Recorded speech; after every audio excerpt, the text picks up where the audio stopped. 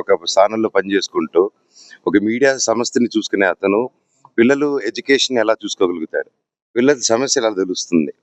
And మా ఊరోళ్ళు విలేజర్స్ది అక్కడ తెలుగే అండి, హిందీ మాట్లాడరు అక్కడ మా ఊర్లో ఎక్కువ, తిరుపతి సైడ్. అండ్ ఇంకా పల్లెటూరుల సైడ్ అసలు రాదు.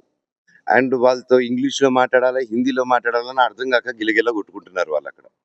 అండ్ ఈ ప్రాసెస్లో వాళ్ళ దగ్గర క్యాషులు కలెక్ట్ చేయడాలు ఇవన్నీ చేయడాలు చాలా కరెక్ట్ కాదు.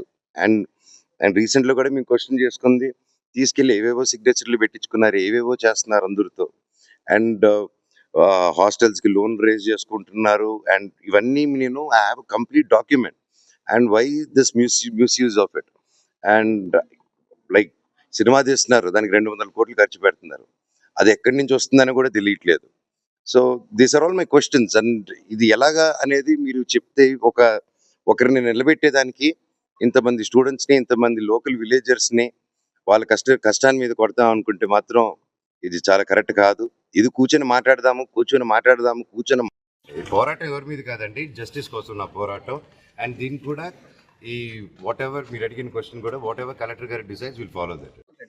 అదే మెజిస్ట్రేట్ గారికి ఇదే చెప్పాను ఎగ్జాక్ట్లీ. ఇప్పుడు మీకు ఏదైతే చెప్పానో ఇదే నిజం చెప్పాను. అంటే ఇంట్లో నేను రానిట్లేదని, ఇంట్లో నేను చేయట్లేదని, అది చెప్పేదానికి కామెడీగా ఉందండి. అది నేనెందుకు రానియకుండా ఉంటాను, మీరందరూ హ్యాపీగా రండి, నేను రానికపోతే.